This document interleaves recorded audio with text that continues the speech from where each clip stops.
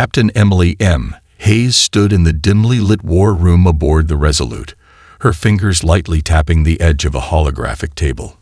The room hummed with a quiet intensity as human commanders, diplomats, and military officers gathered around, each face showing the same sense of rising frustration. The recent attacks were becoming more frequent, more brazen, and the talks of peace that once filled council chambers now felt like empty words. The Ecther had gone too far this time.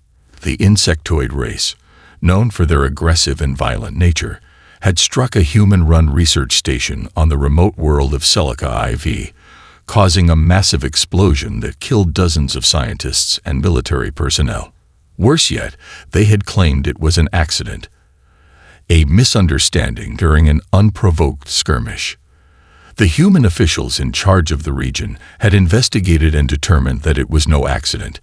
It was a deliberate strike to send a message. But to whom? Enough is enough, Hayes muttered under her breath, as her second-in-command, Lieutenant Commander Alex Rayleigh, leaned in close. "We're being tested, Captain," he said, his voice low but urgent. "The Ecther have been playing this game for months. They want to see if we'll snap. They're convinced we won't do anything about it, that we'll just keep talking, keep trying to negotiate." Hayes clenched her jaw. For years, humanity had played the role of the peacekeepers, constantly offering olive branches to races that did not deserve them. In their eagerness to avoid conflict, humans had put themselves at risk time and again. And each time, the Council's smaller, more opportunistic species took advantage. Admiral Riley's orders were clear, Hayes said, her voice gaining strength. "We're to send a message, one that's loud and clear. The Ecther may think we're weak, but we know better. We've survived far worse than this." She turned to the gathered officers, her eyes locking with each of them in turn. "Prepare the fleet. We're going to Celica IV. And this time, there will be no apologies. No negotiations. We're going to make it clear. Humanity is not a target." The room was silent for a moment before the others slowly nodded in agreement. The die was cast. It was no longer a matter of diplomacy. Humanity would show the galaxy what it meant to push the Deathworlders too far. The air in the briefing room was thick with tension as Captain Hayes and her senior officers prepared for the mission ahead. The cold blue light from the holographic projections illuminated their faces, but none of them seemed comforted by it. They had all seen what humanity was capable of when backed into a corner, and yet, as the fleet's departure neared, the weight of what they were about to do pressed down on them all. Hayes stood at the head of the table, looking out over the assembly of commanders, each one having spent their career playing by the rules of diplomacy and restraint. No one here had ever advocated for what they were about to undertake, an overwhelming military strike against the Ecther homeworld of Kasheral, a world known for its rugged, inhospitable terrain and its brutal history of war with other species. The Ecther had thrived by exploiting weakness. Humanity's kindness had been nothing more than a tool to them, a tool they now sought to break. "We're not here to make peace anymore," Hayes said, her voice steady but firm. "We've tried that. We've tried to be kind, and they've spat in our faces. We're here to show them what happens when you push us too far." Lieutenant Commander Alex Rayleigh, standing at her side, gestured to a holographic map of Kasheral. "The Ecther might think they've won by killing our people, but they've underestimated us. We've had enough." "But Captain," said Colonel Samuel Graves, the grizzled leader of the 112th Marine Battalion, his voice laced with concern, "this isn't just a military mission. The Council won't stand for us attacking their own. This could fracture everything we've worked for."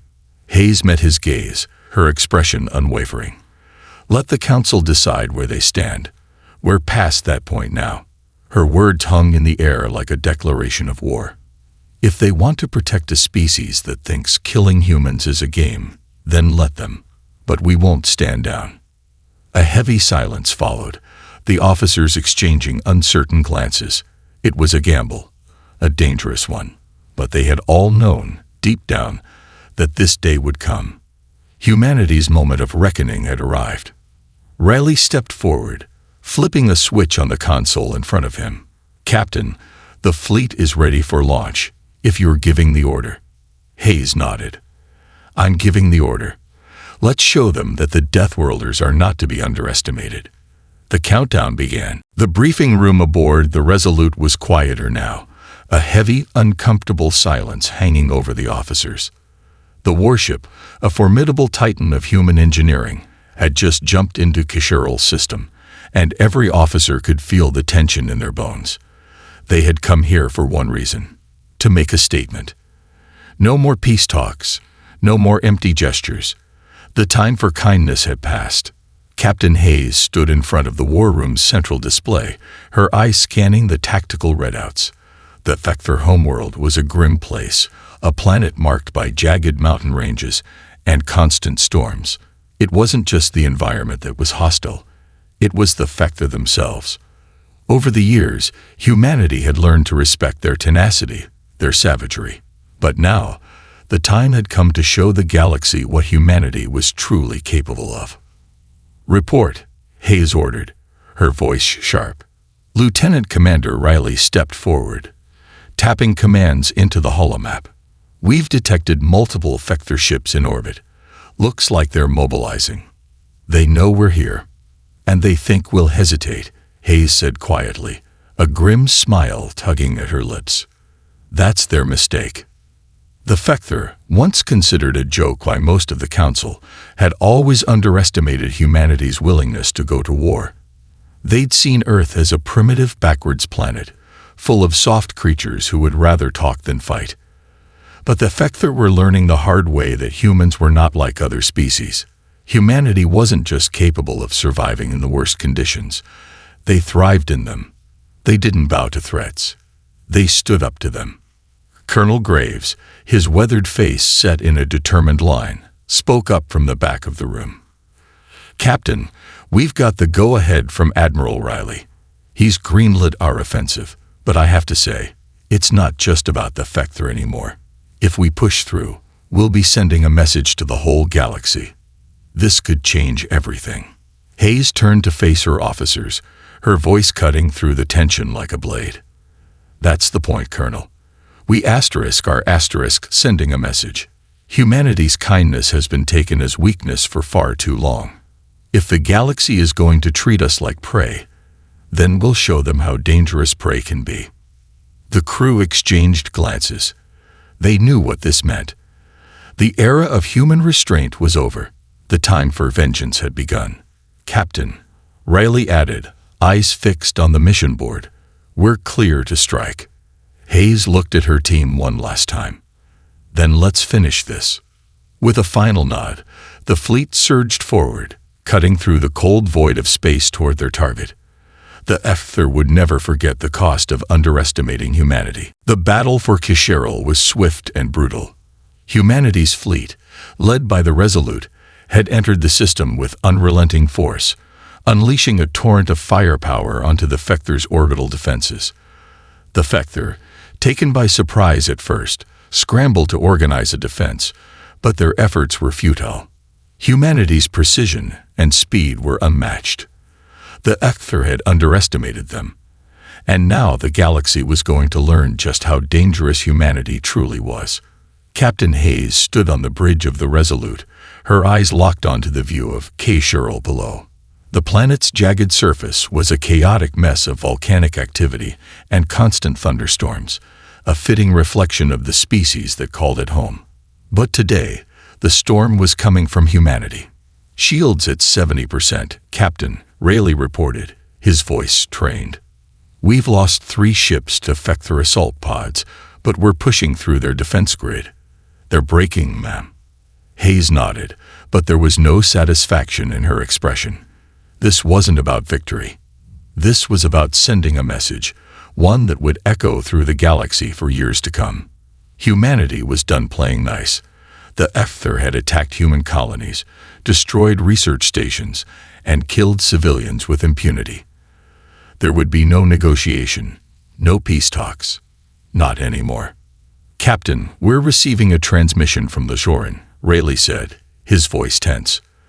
The Zoran, a reptilian race with a deep distrust of humanity, had been watching the events unfold with growing concern. They had their own plans for the galaxy, and humanity's rise was complicating those plans. Hayes hesitated for a moment, then waved her hand. Put it through. The Zoran emissary, a tall, gaunt creature named Orax, appeared on the holoscreen, his cold yellow eyes glaring at her. "Captain Hayes," he said, his voice dripping with disdain. "You've made your choice, then. The Council will not stand for this. You will answer for this aggression."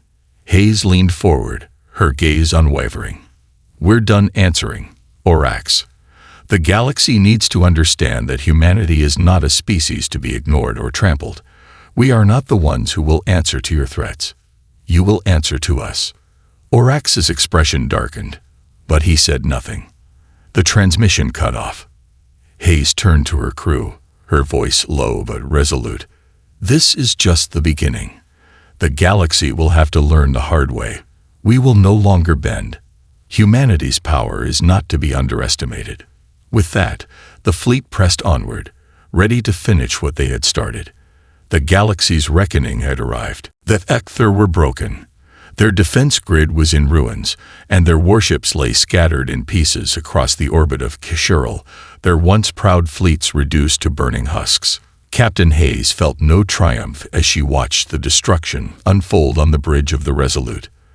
There was only the cold realization that this was just the beginning. Humanity had crossed a line, and the galaxy would never forget the price of underestimating them. "We've secured their capital orbit," Rayleigh reported, his voice tense but steady. "But they're not giving up. A few Effector warbands are still holding out on the planet's surface. We have confirmation that they've begun rallying civilians as human shields. They're desperate, Captain." Hayes didn't flinch. The Effector were known for their brutality, but their arrogance had cost them dearly. "We didn't come here to play by their rules, Lieutenant. Deploy the ground forces. If they want a fight, we'll give them one." As the orders were passed, Hayes looked out over the viewports. The storm clouds of Kishiral swirled beneath them, thunder crackling across the dark skies. The planet was a war zone, its surface scarred by volcanic eruptions, massive craters, and the remnants of ancient battles fought long before humanity ever entered the galactic stage. But now, the Effector were facing an adversary unlike any they had known. One that had survived a death world, one that had learned to thrive in chaos and destruction. The command to land the ground forces came swiftly. Colonel Graves, leading the 112th Marine Battalion, was already en route with his squads. The human soldiers, hardened by years of training in combat, would not hesitate. They would move through the Effector defenses with brutal precision, neutralizing any remaining resistance. Meanwhile, Hayes remained on the bridge, a growing sense of unease settling in her gut. The Effector had been beaten, yes, but that was only part of the equation. The Zoran, the Tilan, the Andari, they were all watching. Humanity's military might was no longer a secret. The message they had intended to send was clear, but there was no turning back from this moment. The galaxy was now a much more dangerous place for humanity. "Captain," Rayleigh spoke again, his voice now laced with concern. "We're picking up Shoran and Kelthari fleet movements. They're mobilizing." Hayes' eyes narrowed. "Of course they are. Let them come." The galaxy would have to learn that there were consequences to pushing the Deathworlders too far, and humanity was ready to face them head-on. The tides were turning, and humanity wasn't just fighting for survival anymore. They were fighting for their place in the stars. The Battle of Arctis VI was unlike any conflict humanity had ever fought. It wasn't just a clash of fleets. It was a statement, a declaration that the age of human kindness was over. As Admiral Riley watched the battle unfold from the flagship Eagle's Wrath, he felt a mixture of resolve and grim understanding.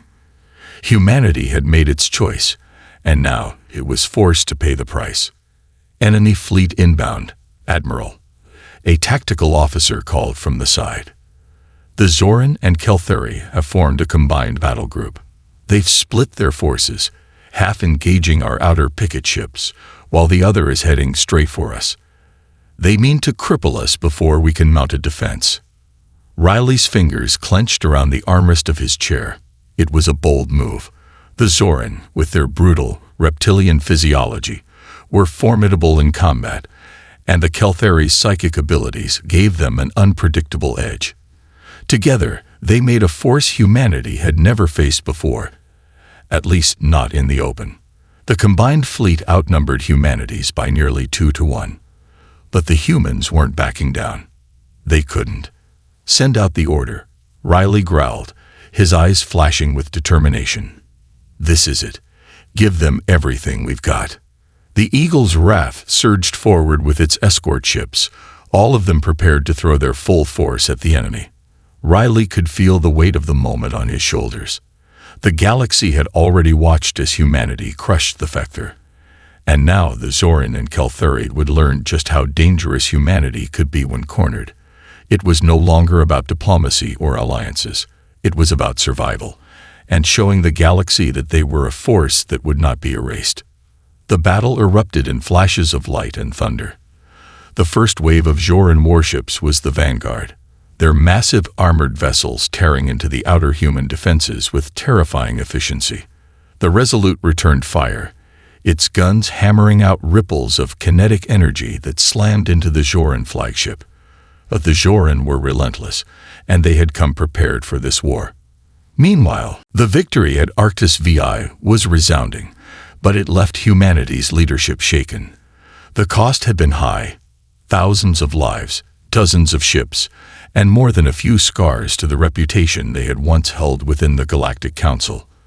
But as the final echoes of battle faded and humanity's fleet limped back to the relative safety of their home systems, a new reality settled in. Humanity had crossed a line that could never be uncrossed. They had done more than survive. They had demonstrated their ability to dominate. The Galactic Council was in disarray. The smaller species, those who had long viewed humanity as a backward, savage race, now regarded them with a mix of fear and grudging respect. The Zoran, humiliated in battle, had retreated to the far reaches of their territory. The Kelthari had withdrawn into their psychic sanctuaries, wary of further confrontation. But the Andari, the Tilan, and the other peace-loving factions were not so easily swayed. In a grand holographic assembly, representatives from across the galaxy gathered, their faces a mixture of anxiety and outrage. At the center of the council chamber stood Admiral Riley, flanked by Captain Hayes and several key human diplomats. The council had demanded an emergency session, and the atmosphere was one of palpable tension. A Tilan representative, an elegant and soft-spoken figure with translucent skin, spoke first, her voice dripping with condemnation. "Humanity's actions have shattered the very foundation of our alliances," she declared, her hands raised in a gesture of helplessness. "Your violent overthrow of the Vector, your destruction of the Zoran fleet, and the escalation of war. It threatens the peace we have worked centuries to build." Riley's expression remained stoic as he stepped forward. "With all due respect, Ambassador," he said, his voice cold but controlled, "peace built on weakness is no peace at all. The Vector murdered our people. The Zoran, after years of provocations, came to destroy us. And the Kelthari have been manipulating our minds for decades. We have been patient, but there is a limit to how much we can take. We no longer ask for your approval. We demand respect." There was an uneasy silence in the chamber. For the first time, the galaxy's powerful factions were forced to confront the reality that humanity could no longer be easily ignored or dismissed.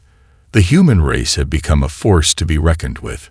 The Andari representative, typically a voice of pacifism, spoke next, but this time, her words were cautious, even sympathetic.